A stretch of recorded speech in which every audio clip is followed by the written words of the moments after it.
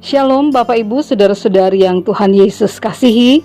Kita bersyukur kepada Allah untuk hari baru yang Tuhan perkenankan menjadi bagian hidup kita.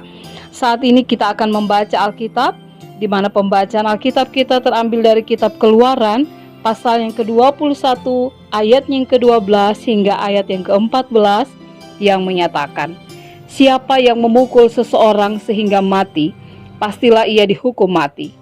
Tetapi jika pembunuhan itu tidak disengaja, melainkan tangannya ditentukan Allah melakukan itu, maka aku akan menunjukkan bagimu suatu tempat kemana ia dapat lari. Tetapi apabila seseorang berlaku angkara terhadap sesamanya, hingga ia membunuhnya dengan tipu daya, maka engkau harus mengambil orang itu dari mezbahku, supaya ia mati dibunuh." Demikianlah pembacaan Alkitab.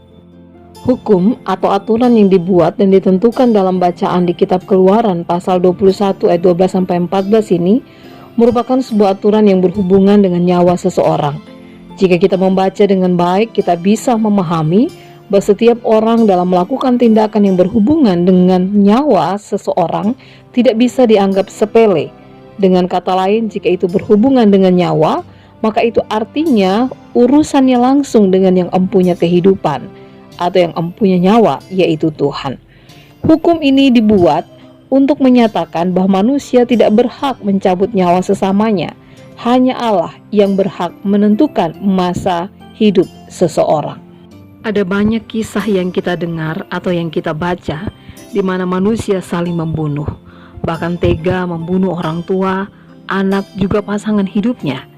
Ada juga orang yang dengan mudahnya meminum racun atau membunuh dirinya sendiri. Mengapa manusia melakukan hal itu? Jawabannya karena manusia memiliki amarah, kebencian, iri hati, dendam, dan cemburu. Seseorang dengan keberanian melawan hukum Tuhan. Contoh kasus-kasus yang terjadi dalam kitab Keluaran pasal 21 ayat 12 hingga ayat 14 ini mau menyatakan bahwa Allah punya sikap terhadap apa yang terjadi dalam setiap peristiwa yang menimpa pada diri manusia. Tindakan Allah dalam proses penyelesaian tentang hal ini selalu melihat konteks yang terjadi, namun prinsipnya jelas bahwa Allah melakukan keadilannya. Bapak, Ibu, saudara-saudara yang dikasihi Tuhan, Allah menciptakan kehidupan manusia bukan sekedar tercipta begitu saja.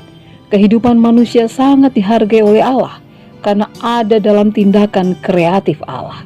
Hidup adalah milik Allah dan bukan milik manusia, sehingga manusia tidak boleh mengambil apa yang bukan menjadi kepunyaannya. Seberat-beratnya manusia merasa tidak berdaya menjalani kehidupan ini, itu bukanlah menjadi sebuah alasan bahwa manusia merasa bahwa hidup ini sudah tidak bernilai atau tidak berarti lagi, sehingga bisa mengambil tindakan untuk bunuh diri atau membunuh orang lain. Mari berani hidup. Mari menghargai kehidupan dengan pergumulannya masing-masing. Setiap kesempatan untuk menikmati setiap helaan nafas, pergunakanlah dengan hikmat Tuhan, agar kita dapat menjadi berkat yang memuliakan Tuhan dalam kehidupan yang sementara di dunia ini. Kalaupun ada berbagai hukum dan aturan yang harus dijalani dalam kehidupan kita, lihatlah itu sebagai bentuk bagaimana kehidupan itu harus ditata dan dikelola dengan baik di tengah-tengah kehidupan bermasyarakat dan bernegara. Amin. Bapak, Ibu, saudara-saudari yang dikasihi Tuhan, mari kita berdoa.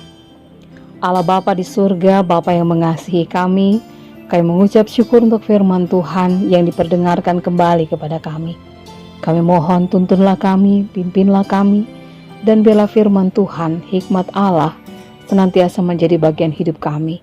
Kami boleh menghargai setiap kehidupan, baik kehidupan yang Tuhan berikan bagi kami, bahkan kehidupan sesama kami. Sehingga dalam kesempatan hidup, kami boleh di dalam tugas dan tanggung jawab kami, memuliakan Tuhan. Di dalam nama Tuhan Yesus kami berdoa. Amin.